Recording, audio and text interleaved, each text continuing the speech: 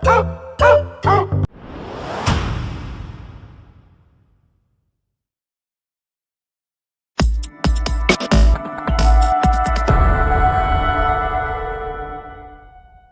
everybody, it's Doug Herring here, getting ready for the third and final installment, or turns, of our playthrough of Renegade, which will be produced by Victory Point Games, and I believe it's going to launch on Kickstarter on July 18th. It's designed by Richard Wilkins, who most of us know as Ricky Royal, who does videos like mine, who inspired me to do these kind of videos as well. And we're going to play the next set of rounds. We got 3 more rounds to go to complete our objective, our final objective, our gold countermeasure against the supermassive computer Alpha Moby, which we're trying to defeat. I do have one correction that I need to discuss on. It wasn't, well, not a correction. I had a lot of things go on last turn. It all ended up okay, but for some reason the video got clipped and I didn't get to talk about, or you didn't hear me talk about, rather I did, unfortunately it didn't end up on the video, the conclusion of our silver countermeasure when we succeeded. We were able to take this, so right here, we were able to take this installation, move it here to this one as part of the reward, and make it something called the Hacker's Palace, which automatically destroys all sparks, etc., that go into that area. And then, of course, we moved the various sparks around. I've been really lucky that they haven't doubled up, and we haven't seen a single Guardian hit the board. It's just, that's pretty amazing. But I am playing it again. The easiest of the foes, the supermassive computers that we have to defeat. The very easiest one. And this gold countermeasure, you know, I have to do some it's pretty heavy lifting. I keep thinking, well, it's not too bad, but it's pretty heavy lifting. In 3 turns, I have to figure out how to get a neural hub somewhere, and I don't know how to do that.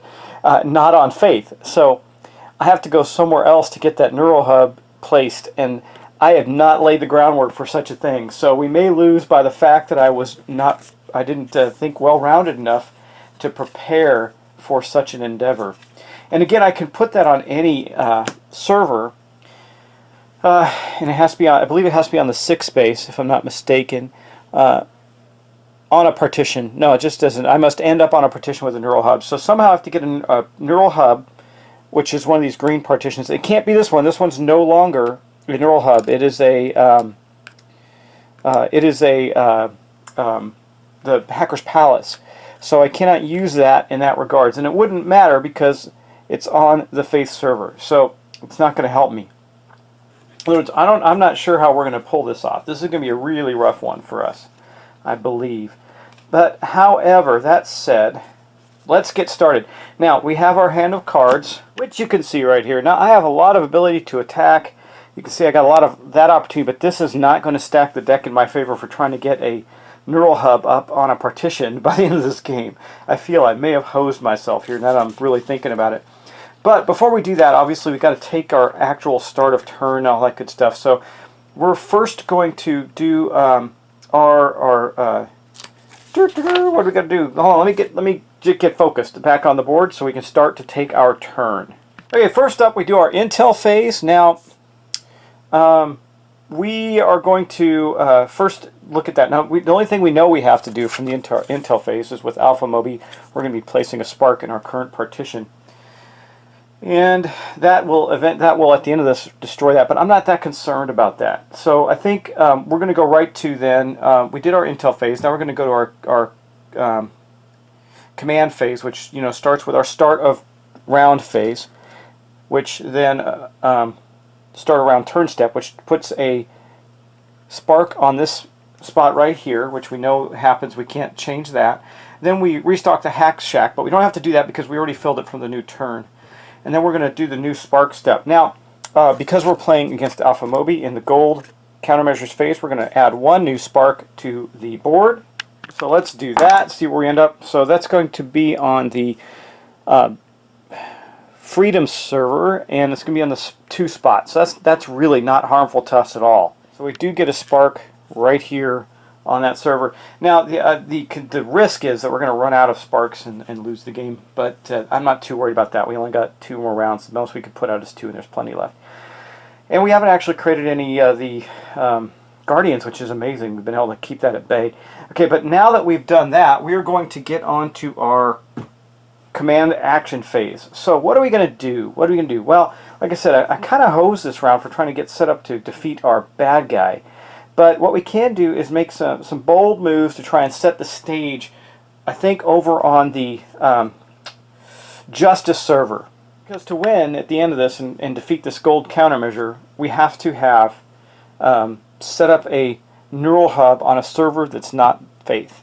So I think what we're going to do is, my first action is going to be able to play this move. We're going to move with this data scan card. Okay. Well, you know what I could do? Let's take a look at this. This is in the Hack Shack, this item ship. Or execute to instead move from an open partition to any other open partition as a move action. Well, I mean, we could swap that out. That might be a useful thing to do. But then we lose this leadership in future, even though we're not going to get to use it this turn. Nah, we'll just do that. That's fine. We're going to play that. We're going to then, because I'm already on this, so it doesn't actually, I have a move point, but I'm going to move all the way to here. Okay. And then I'm going to use that move point to go to here. Okay. And I am going to take all 3 of these viruses with me. I don't care about losing this in this last round. It's not going to hurt me because this is the end of the game regardless at the end of this round. Okay. Now that I'm there, what am I going to play next? Well, I'm going to do some damage, try and clear this server off so I can hopefully meet my objective. And to do that, I'm going to play an infect action using the emit EMP card. So that's going to allow me to play the infect action, actually 2. And it's going to allow us to roll some dice. Now I already have 3 viruses there, plus my infect action. And when I succeed, because there's only 1 spark there, so that they're only going to get a +1 on their die roll for the enemy. I'm going to get +4. We're going to be able to delete sparks on a adjacent partition. So let's do that. We're going to roll the dice for that. Okay, let's roll against that and see. We got huge bonuses. I can't imagine us. Well, okay, we both rolled 1s. That's bad, but typical of my luck to roll 1s. But that still means we won. We defeated the spark that's there on our space. So we're going to take that spark out. It is gone. And then, because of the ability of the emit EMP card, we're also going to take these 2 sparks out and get rid of them. Now we've kind of cleared the way. There's really no way for, other than my start of turn ability, for a spark to end up on a new spark to really bother us on this server. I'm going to get the opportunity to try and set up this neural hub, I hope. Okay, well, now what do we do with the rest of our cards? Because I really don't have any more attacking and I can't do any more moving. I'm out of, I have 1 leadership space left. I think what we're going to do is buy something out of the Hack Shack. Keep in mind, whatever I buy in the Hack Shack is something I'm going to want to keep over until next turn. So there may be nothing. This one's pretty interesting, this dancing pig. For 1 of these, it gives me 2 of the deception actions. And it says, or execute to instead have 1 contaminant on your server, swap partitions with a spark. That could be useful to us.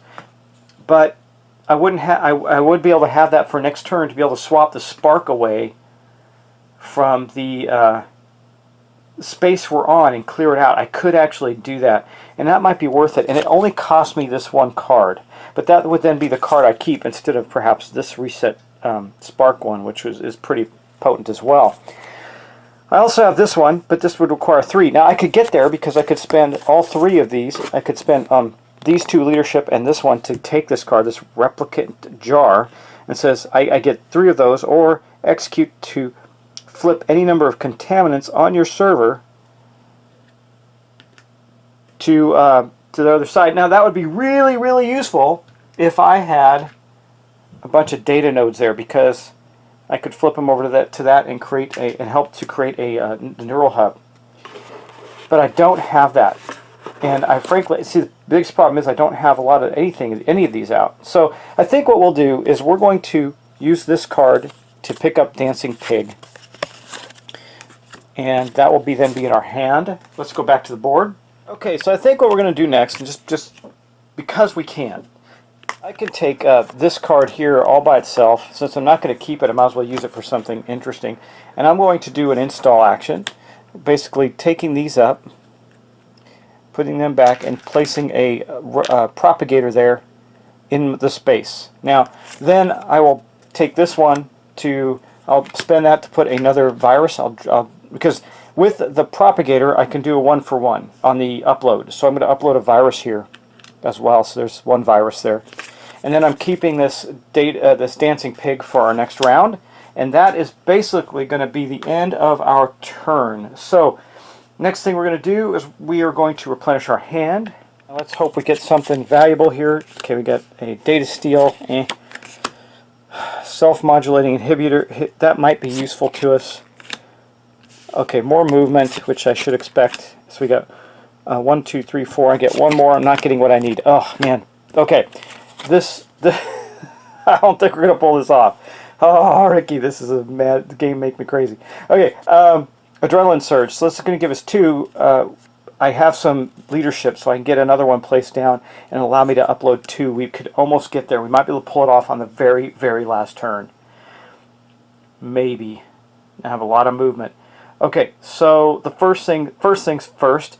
That's going to do our end of turn step. There's nothing to do there, so we're going to wrap back around to our intel phase. We already know what to do. Then we're going to go to our command step and start of turn, which means we're going to drop a spark there, which is fine. I'm not too worried about the spark because we're going to be able to, if I'm smart and I can pull it off, we're going to be able to set up to be able to do a shift maneuver later, maybe next turn, and push a spark out of our space to hopefully get that last, or be able to get the neural hub. It's really important that we do that. So, okay, new turn. What are we going to do? Let's see. Now we got, next up, we got to roll. I'm sorry, I'm looking at my turn already, but next thing we got to do is restock the Hack Shack. So we get 1 card in the Hack Shack. Is it going to be useful? It's a duality. Instead, flip 1 contaminant. Yeah, that allows us to flip a contaminant. Again, not horribly. Well, hold on. It might be useful. That might be very, very useful. What does it require to get that? It requires 1 yellow. I have that.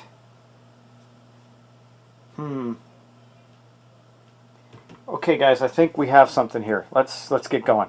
I was planning on setting up in the Justice server, but I think we're going to pop on down to Virtue server with a move action. So we're going to spend this. Okay. We're going to drop down to here to where these 2 data nodes are. Okay. Now, while I'm there, I'm going to... this might seem wasteful, but you'll see it's not. Okay. I'm going to swap out this self-modulating or self-modifying inhibitor to by duality. Okay. Now it seems like a waste because this has a leadership on it, but that's okay because this is going to be more useful to me. Because now I'm going to play this to flip 1 over to here. So now I already have an uplink there. That's helpful. Okay. Whew, I tell you. Okay, man, this is tough, isn't it? Okay, so we have 1 uplink there. That's good. Now, keep in mind we're only going to have 1 more turn. We've got to see if we can pull this off, right? So the next thing I'm going to do is I'm going to use these 2 cards. Man, this is some hard choices. I'm going to use these 2 cards because this also has that also effect.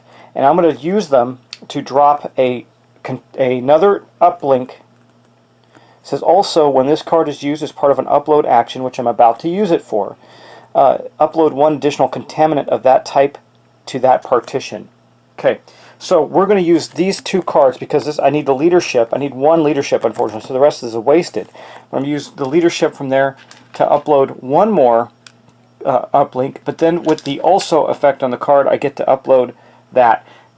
Woo! I think we may pull this off, guys. We might just pull this off, but I have to survive 1 more contaminant step, right? So, in the next turn, I'm going to have to move the heck out of there and take us. I think I can get this to happen. I think I can do it. Okay.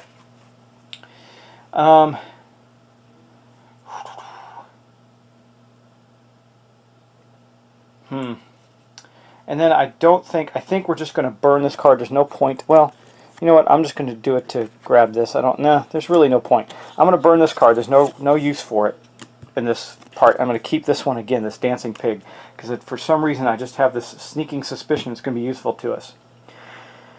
That's going to be the end of my turn. Okay, so now we're heading into the third round. So we're going to end our turn. We're going to replenish our hand. Okay, now I'm looking at this. I don't think I've accidentally cheated, but 1, 2, 3, 4, 5. Here's our hand. Now look what we got. We got a lot of uplink capability right now. This makes me believe that we're going to be able to pull this off. Okay, we'll see.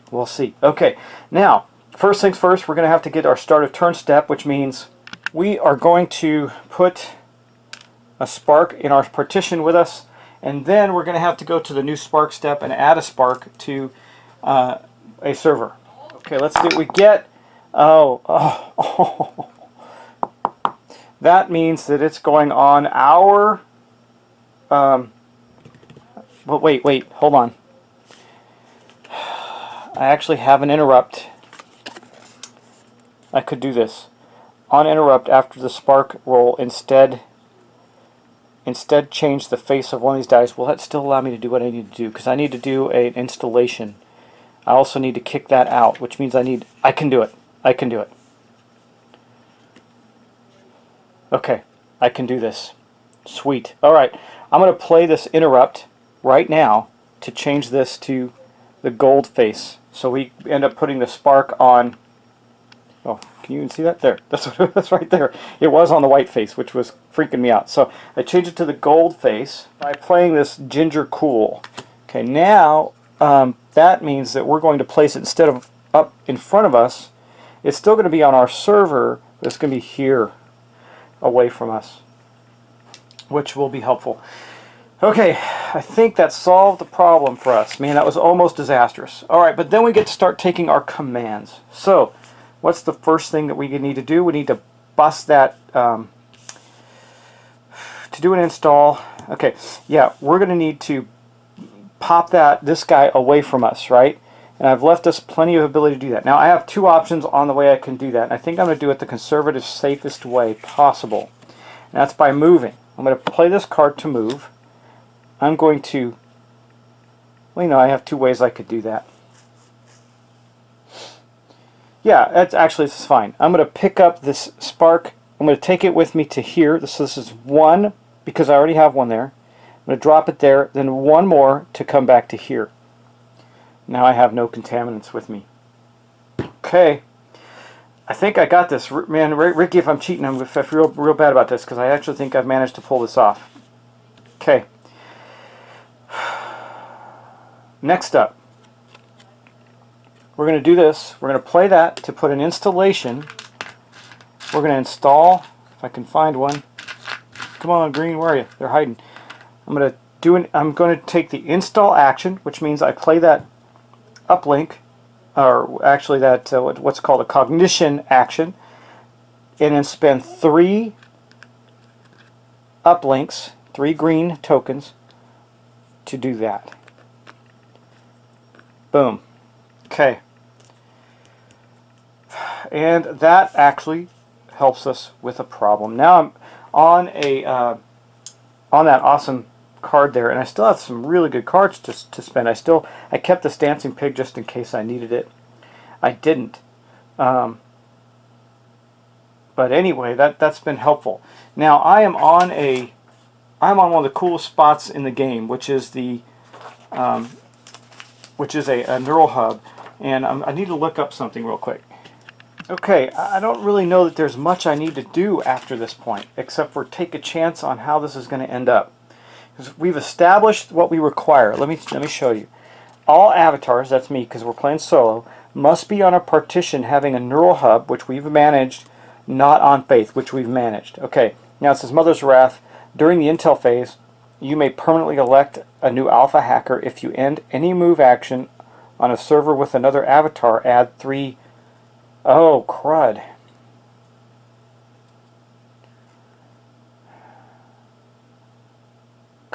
Okay. You may permanently elect a new alpha hacker. If you end your move on a server with another avatar. Oh, okay, that can't happen. That cannot happen. I cannot end my move on a server with another avatar. I'm the only avatar. So this Mother's Wrath really isn't going to do anything. Again, just during the intel phase, you may permanently elect a new alpha hacker. If you end your any move action on a server with another avatar, okay, that's not going to take effect because there's only one player. This is just me. So it's just the goal. So I think we've done it, guys. I think I'm just going to pass the rest of the turn, see what happens.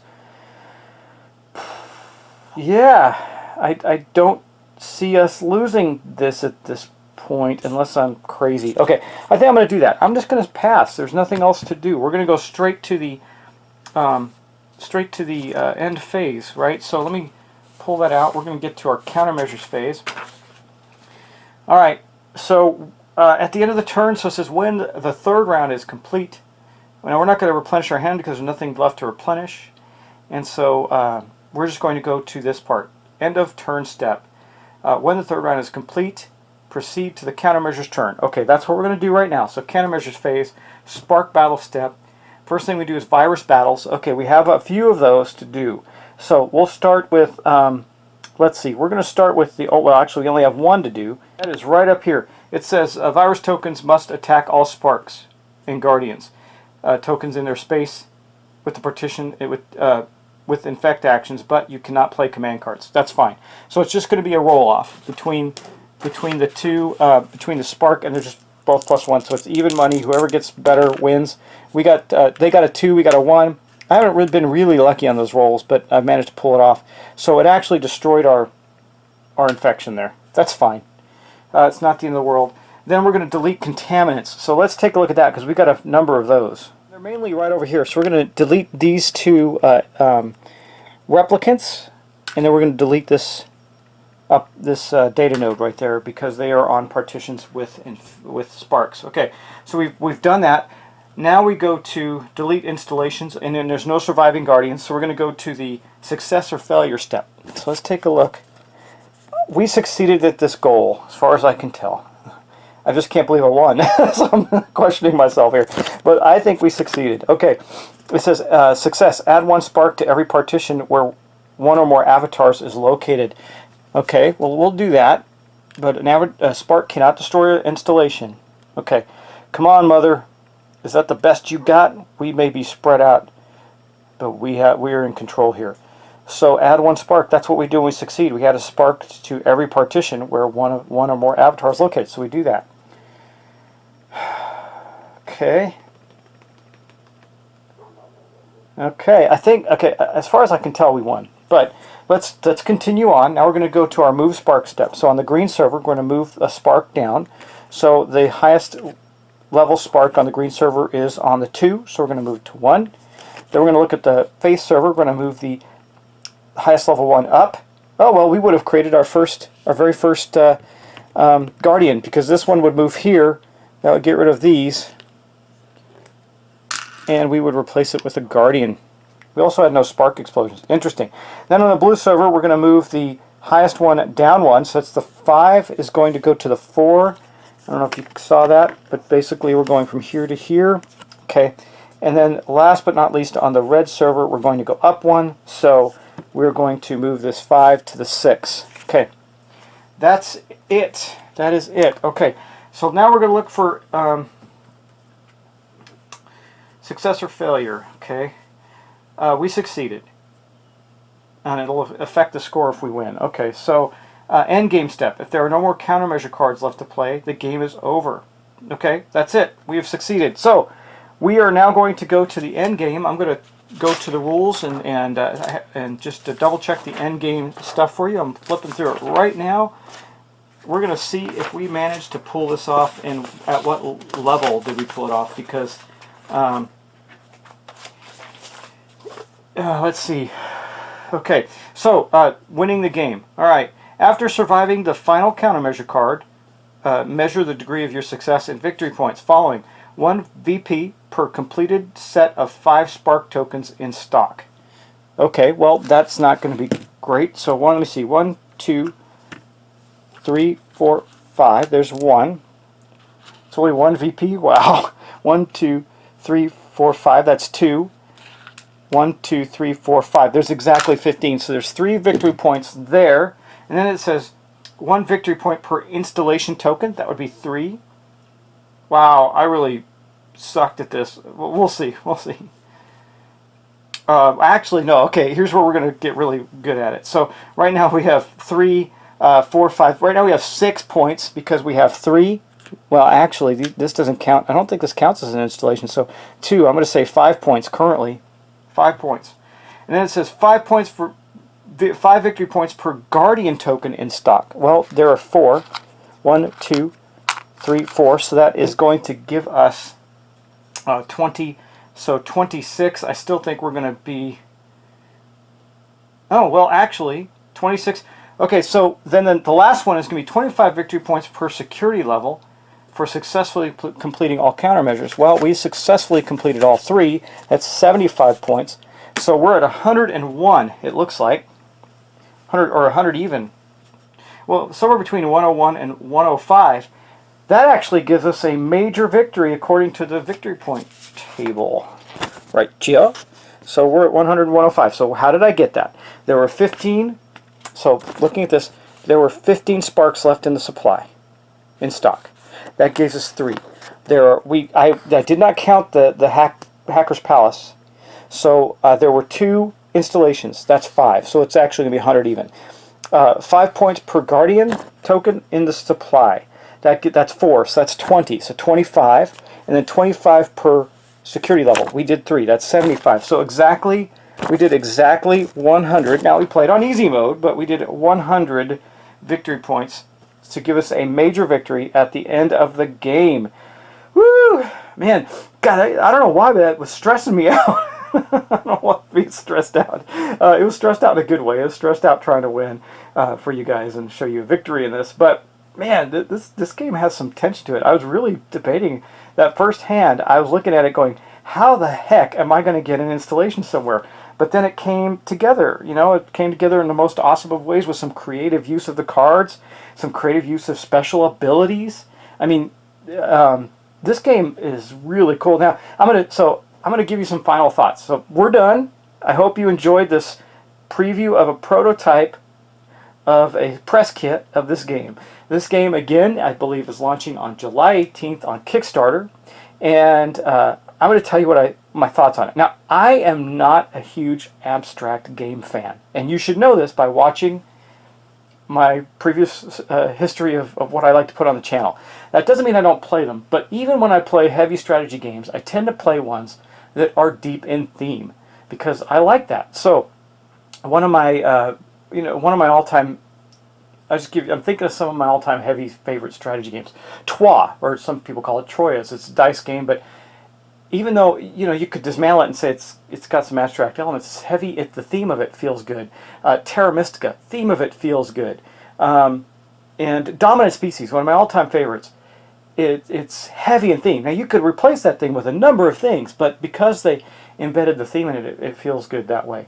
And then, of course, you know, I do like a lot of co-ops and storytelling type games, you know, like Shadows of Brimstone and you know, the Dark Souls game and the Conan game and Arcadia Quest and all those games that just have this feel of storytelling, you know, Arkham Horror, A Touch of Evil, all those games. So I'm not a huge abstract game fan. In fact, I've rarely sat down and played pure abstract games, outside of checkers and stuff like that I used to play when I was younger. I do not play those types of games. This game technically is an abstract game if you really look at it. But what Ricky did that's so clever is he layered this theme on it that makes it feel like it's not abstract at all, because the theme fits the mechanics of the game so well. And as I understand it, this didn't even start out as a hackers type game. It was truly an abstract game.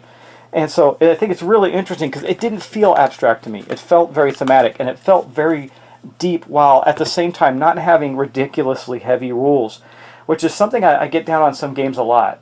Some games are just... I'll give you an example, and while I'm so super excited to play it, I just got Sword and Sorcery. Okay, looks like a great game, but it's got a massive rule book, and I'm sifting through it going, oh my god, I have to remember all this stuff, and there's so many little things. Is that necessary? I don't know. There are some other games I've played like it that don't have super heavy rules like that still play just fantastic. Though I do think that Sword and Sorcery is going to be a great game. That's just an example of having a lot of rules in a game, and I don't know if that's the need or if that's required. So that being said, this game does the opposite of that. It's got, the rules are thick enough, but they're clear, and they're not that, I mean, once you get the concepts down, you don't have to be referring back to the rules every 30 seconds to look up, oh, does this token do this, or does this go here? And your board tells you all of that. It's got the key, and it's got the action step. It tells you all of that. So you really don't, once you've played a couple rounds of the game, you're going to get keyed in, and you're going to loop in, and you're going to go, okay, I get it. And then you have the theme on top of it. The theme is cool. I prefer fantasy over science fiction type stuff, and hacking and all that stuff. It's okay, but it was fun in this scenario. It felt kind of like a cross between, I don't know what that other game that everybody plays is, the Living Card game by Fantasy Flight, and The Matrix. That's what this feels like to me. And that's cool. So, you get all these cool abilities or anything, or a bit of Tron in here too even. But very cool concept in the game. And I can't believe, even though I really tried hard to cheat last episode, I corrected course and got everything right, still managed to pull it off. Now again, I'm going to tell you right now, I played it on the easiest one, and I looked at the other servers, except for the test one, and they are significantly harder. I'm just going to say that right now.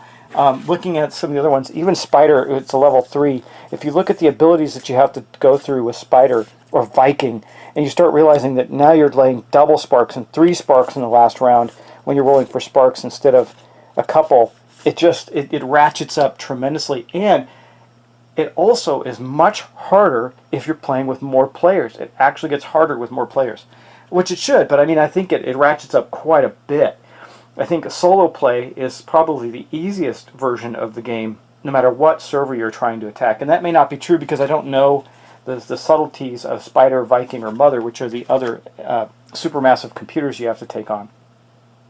And I think what I'll try to do is take one of those on as well at some point in the near future and see what we can accomplish. But again, that is Renegade. I played that solo with the character Tilda Sweet, who has a really cool effective special ability against Alpha Moby. It worked very well, and her ability to pick up a spark and move it along with her, along with contaminants. That was very effective. And I think you've seen in here the creative use of card play that you can accomplish in this. It gives you a real sense of satisfaction when you know you did something clever. Like, hey, I used it this way. It's not really the way it's intended, but man, that really worked, and that's cool. So that's my thoughts on the game. Hey, Ricky, good game, man. I'm really impressed. This is awesome. It's really good. I will be playing this again and look forward to the Kickstarter, actually. So please, guys, make your comments. Let me know what you think. I'd really like to hear about it. Tell me what your thoughts are on the game. Let me know if I did cheat in this last round. I don't think I did. I think I did it pretty well, but you never know. There's still lots to pay attention to while I'm trying to film. I think I did well, though. I think I did as well as in the first episode where I really didn't have any actual mistakes, but just some rules questions. This one I didn't really even have any rules questions. I played it out pretty well, and I went step by step. So I think I got it, because I don't like to win by cheating, and I'd rather win by winning, and I think we did. So, guys, again, post your comments. Tell me what your thoughts are about Renegade. Congratulate Ricky on producing a pretty clever game. If you get the opportunity, I think it's awesome. And I will talk to you soon.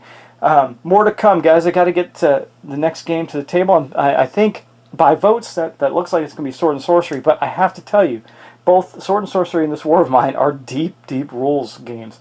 So I have to do a lot of reading, and I'm watching as many videos as I can, etc., trying to get set up to be able to do that for you without absolutely destroying it. So that may be more challenging than some of the previous games I've had on here that are heavy in rules and tokens and little things you got to keep track of. But thanks so much. Also, I got some other things in while we're waiting that may even take precedent over Sword and Sorcery. I don't know. I got I got the Kickstarter version of Ghostbusters 2 in the mail. Wasn't even expecting it to come. It just showed up. And then I also got Nemo's War, which is another Victory Point game, which I did kickstart, absolutely, because it's fantastic. And I got the deluxe edition of that in too. So I'm really debating. I had like a flood of stuff come in, stuff that I either purchased, kickstarted, or unsolicited, which is awesome, to try and get to the table. So we'll see what we're going to do. And I will talk to you next time. But if you have any commentary on that, if any of those other games I mentioned sound really interesting to you, let me know. And let's chat. Bye.